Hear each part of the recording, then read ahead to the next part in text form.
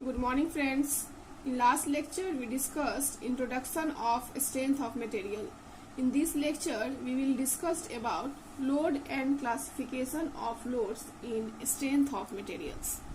इस लेक्चर में मैं आपको क्लासिफिकेशंस ऑफ लोड को ब्रीफली एक्सप्लेन करने वाली हूँ. That is classification of loads with respect to time, with respect to directions and classification of loads with respect to area. So strength of material को detail study करने से पहले classification of loads का deeply knowledge बहुत ही आवश्यक है. यह आपको concept of strength of material को जानने में बहुत ही बेनिफिशियल होगा.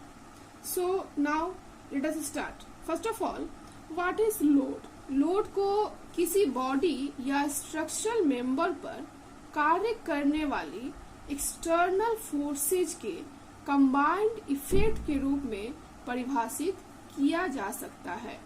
That is, a load may be defined as the combined effect of an external forces acting on a body और स्ट्रक्चरल मेंबर. दैट इज, किसी भी मटेरियल या पीस ऑफ मटेरियल पर एक्ट करने वाली एक्सटर्नल फोर्सेज का constitution load या भार के रूप में जाना जाता है. That is, the external forces acting on any piece of material are said to be constitute which is known as load.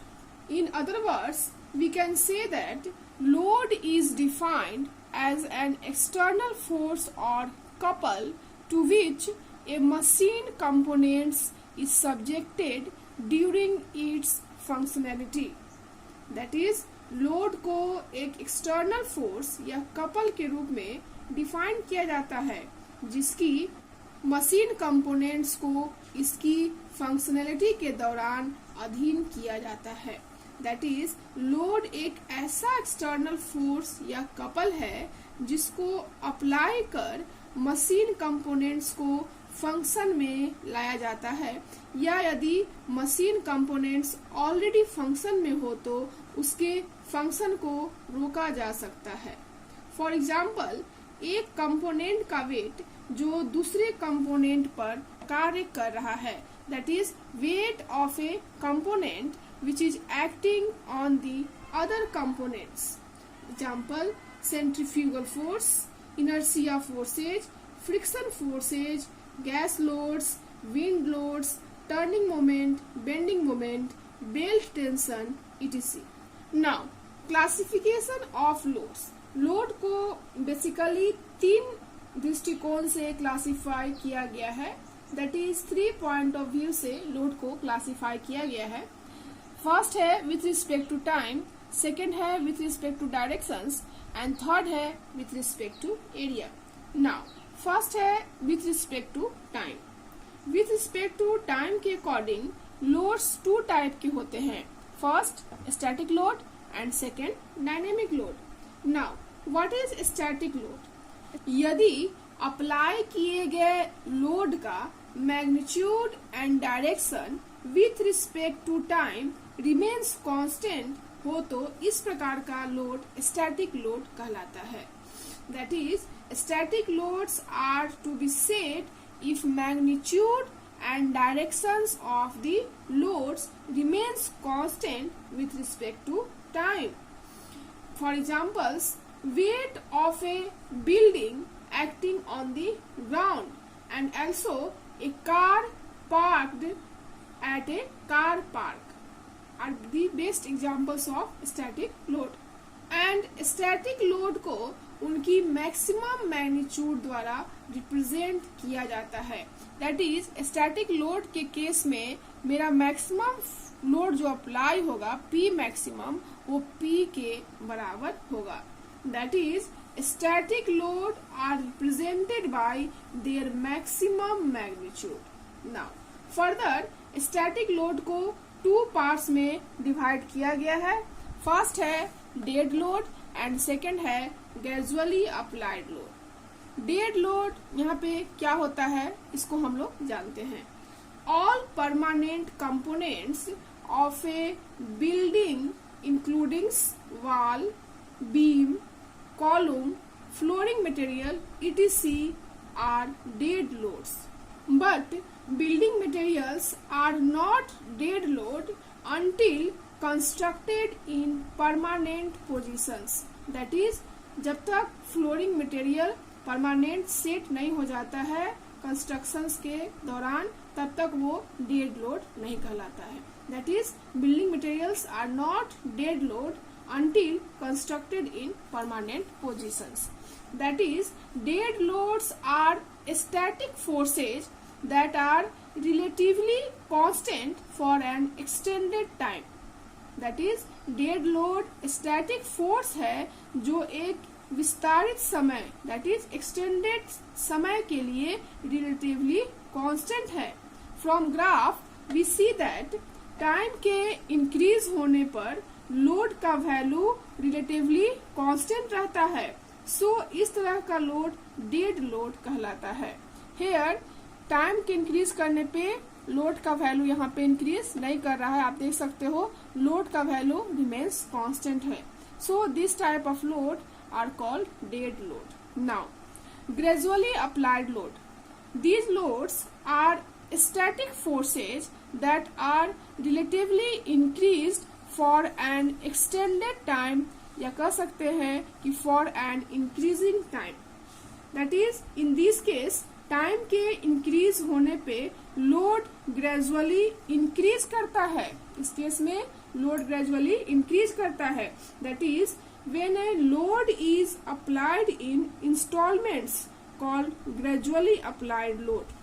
Now let us consider load of 100 Newton to be applied on any material. मान लिया कि 100 Newton का load हम किसी material पे apply कर रहे हैं. So in this case, that is in the case of gradually applied load, this load is applied in instalments. That is first of all 5 newton applied, second 10 newton applied, 15 newton applied, 20 newton applied. कह सकते हैं कि first of all 10 newton, second में 20 newton. That means ये gradually increase करता हुआ जो है वो लोड अप्लाई होगा. And lastly P maximum equal to मेरा क्या हो जाएगा, 100 Newton is applied. That is in this case मेरा P मैक्सिमम जो होगा वो P के बराबर होगा. जैसा कि मैंने ग्राफ में शो किया है, ये लोड जो है वो ग्रेजुअली इंक्रीज हो रहा है. टाइम के साथ लोड ग्रेजुअली इंक्रीज हो रहा है and P maximum in this case किसके बराबर होगा, P होगा. दैट इज मैक्सिमम लोड जो यहाँ अप्लाई कर सकते हैं वो P equal to 100 newton apply कर सकते हैं.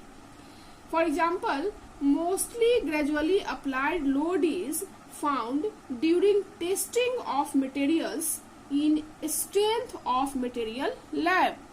फ्रेंड्स, आप लोग जब मॉस का लैब करोगे तो उसमें स्ट्रेंथ ऑफ मटेरियल लैब में टेस्टिंग ऑफ मटेरियल्स का लैब होता है, जिसमें आप इसको प्रैक्टिकली देख सकते हो कि किस तरह से ग्रेजुअली अप्लाइड लोड को वहां पे हम लोग यूज करते हैं. Now dynamic load. Dynamic load are to be said if magnitude and direction remains changes with respect to time. That is, यदि अप्लाई किए गए लोड का magnitude and directions with respect to time change रहता है तो इस प्रकार का लोड डायनेमिक लोड कहलाता है. दैट इज, इसमें लोड का वैल्यू इंक्रीज या डिक्रीज कर सकता है और उसका नेचर टेंसाइल या कंप्रेसिव हो सकता है. For example, weight of a moving car on the road. Now dynamic load को भी फर्दर 2 पार्ट्स में डिवाइड किया गया है. फर्स्ट है इम्पैक्ट लोड एंड सेकेंड है fatigue load. So first of all, what is impact load? Impact load is also called suddenly applied load. That is, impact load को हम लोग suddenly applied load भी कहते हैं. Now, impact load को हम इस तरह से समझ सकते हैं, कभी कभी मशीन मेंबर्स को एक ऑब्जेक्ट को दूसरे पर गिरने या कह सकते हैं हिटिंग करने के कारण अचानक प्रभाव के साथ लोड किया जाता है. That is, Sometimes machine members are subjected to load with a sudden impact due to falling or hitting one object on another. For examples, punching application. Punching application में आप इस तरह का behavior देख सकते हो.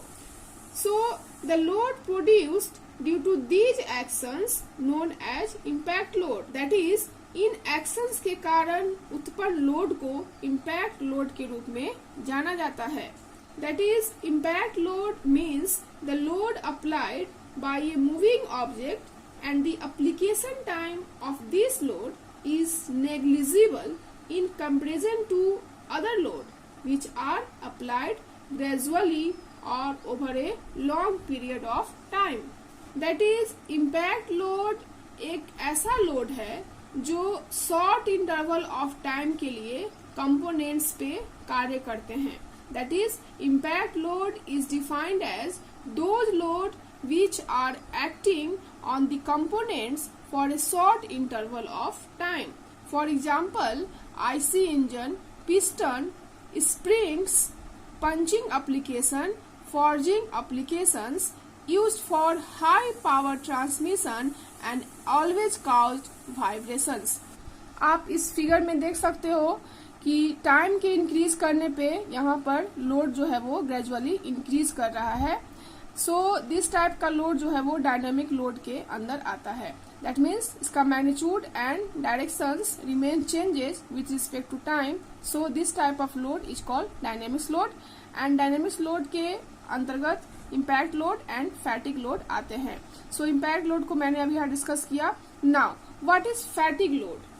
वैसा लोड जिसका मैग्नीट्यूड या डायरेक्शन या मैग्नीट्यूड एंड डायरेक्शंस बोथ समय के साथ चेंज करता हो, उस टाइप का लोड जो क्या कहलाता है?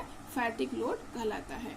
That is, these loads are defined as those loads whose magnitude or direction or both changes with respect to time, and these loads are repeatedly applied with respect to time. और इन loads को बार बार समय के साथ apply किया जाता है.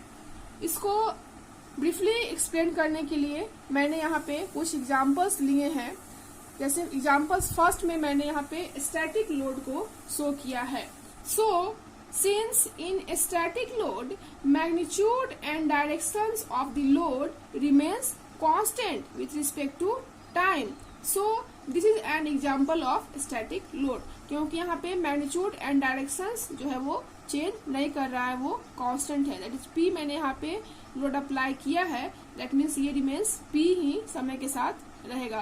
That is, ये increase या डिक्रीज नहीं कर रहा है और नहीं इसका डायरेक्शन चेंज हो रहा है. So this type of load is called static load. Now second example में मैंने यहाँ पे कंसिडर किया है, यहाँ लोड का जो डायरेक्शन है या कह सकते हैं कि जो नेचर है वो आइदर टेंसाइल और कंप्रेसिव है. क्योंकि यहाँ पे मैंने प्लस माइनस शो किया है और ये इंडिकेट करता है लोड का नेचर, दैट इज टेंसाइल और कंप्रेसिव. दैट इज, जिस केस में केवल लोड का डायरेक्शन चेंज करते हैं but magnitude of load that is P remains constant. That is, P का मान जो है वो कांस्टेंट रहता है, वैसा load completely reversed fatigue load कहलाता है. That is, this is an example of completely reversed fatigue loads, since in this case only direction of load changes but magnitude of load, that is value of P with respect to time, is constant. That is, यहाँ पे केवल मेरा है direction change होगा either tensile और compressive nature, but यहाँ पे जो मेरा मैग्नीट्यूड है P का वो ऑलवेज कांस्टेंट रहेगा. सो this type of load is called completely reversed fatigue load. Now third example में मैंने यहाँ पे कंसीडर किया है, यहाँ पे मैंने जो लोड अप्लाई किया है वो P/2 to P. That is, here forces or load applied P/2 to P. That is, in this case only magnitude changes. That is, P/2 से ये P हो रहा है. That is, ये मैग्नीट्यूड क्या हो रहा है, इंक्रीज हो रहा है, but direction applied to load remains constant. यहाँ पे मैंने केवल टेंसाइल नेचर शो किया है, दैट इज ये पॉजिटिव, निगेटिव यहाँ पे मैंने शो नहीं किया है। With respect to time, that is यहाँ पे जो डायरेक्शंस है applied to load remains constant है with respect to time, hence this type of load is called fluctuating fatigue load. So जिस केस में केवल मेरा मैग्नीट्यूड चेंज होगा लोड का, दैट इज या तो इंक्रीज करेगा नहीं तो डिक्रीज करेगा, बट उसका जो नेचर है वो रिमेन्स कांस्टेंट रहेगा। दैट इज वो अगर लोड के कारण किसी ऑब्जेक्ट में कंप्रेसिव नेचर शो हो रहा है तो वो कंप्रेसिव नेचर ही शो करेगा, एंड टेंसाइल हो रहा है तो वो टेंसाइल ही शो करेगा। दैट इज एलोंगेट हो रहा है तो वो केवल एलोंगेट ही होगा, बट अगर कंप्रेस हो रहा है तो ओनली कंप्रेस होगा। ये हो सकता है कि इलोंगेट होने का जो टेंडेंसी है वो कम या ज्यादा हो सकता है, या कंप्रेस होने का जो टेंडेंसी है वो कम या ज्यादा हो सकता है। दैट इज अगर यहाँ पे लोड का वैल्यू यहाँ पे देख रहे हो कि इंक्रीज कर रहे हैं, तो अगर मेरा फोर्स टेंसाइल नेचर का है, दैट इज इलोंगेशन उसमें क्रिएट हो रहा है, तो उसका वैल्यू बढ़ सकता है, दैट इज वो ज्यादा इलोंगेट हो सकता है। लेकिन अगर यहाँ पे कंप्रेसिव नेचर शो होता तो वो ज्यादा कंप्रेस हो सकता था या फिर कम भी कंप्रेस हो सकता था, ये डिपेंड करता है कि उस पर कितना लोड अप्लाई कर रहे हैं। बट यहाँ पे इस केस में that is fluctuating fatigue load के केस में केवल मेरा मैग्नीट्यूड ऑफ लोड चेंज होता है, डायरेक्शन जो है या कह सकते हैं कि जो मेरा नेचर है टेंसाइल या कंप्रेसिव वो चेंज नहीं होता है। That is only magnitude changes but direction remains constant, is called fluctuating fatigue load. Fluctuating fatigue load को मैंने यहाँ पे दूसरे तरह से भी समझाया है। Here two pulleys connected to the same string, या कह सकते हैं कि same belt, and let us consider T1 greater than T2. This type of load is also an example of fluctuating fatigue load, क्योंकि यहाँ पे जो मेरा P का जो मैग्नीट्यूड है वो चेंज हो रहा है, बट यहाँ पे डायरेक्शन जो है वो चेंज नहीं हो रहा है। That is this type of load is called fluctuating fatigue load. Now, next example is alternating fatigue load. Here, load or forces applied P2 minus P by 2, that is यहाँ पर जो डायरेक्शंस है वो change हो रहा है। that is in this case both magnitude, that is P से P by 2, अगर केवल हम मैग्नीट्यूड की बात करें तो ये P से P by 2 चेंज हो रहा है, एंड डायरेक्शंस भी चेंज हो रहा है, that is पॉजिटिव से निगेटिव हो रहा है, या कह सकते हैं कि टेंसाइल से कंप्रेसिव इसका नेचर हो रहा है। That is directions of load changes with respect to time. So this type of load is called alternating fatigue load. That is in case when both magnitude and directions of load changes with respect to time, since this type of load is called alternating fatigue load. So friends, आज के lecture में मैंने loads and classification of loads with respect to time को मैंने briefly explain किया। So in next lecture I will discuss classification of loads with respect to direction and with respect to area. So I hope आपको आज का video पसंद आया हो। So thank you so much for watching this video. Thank you.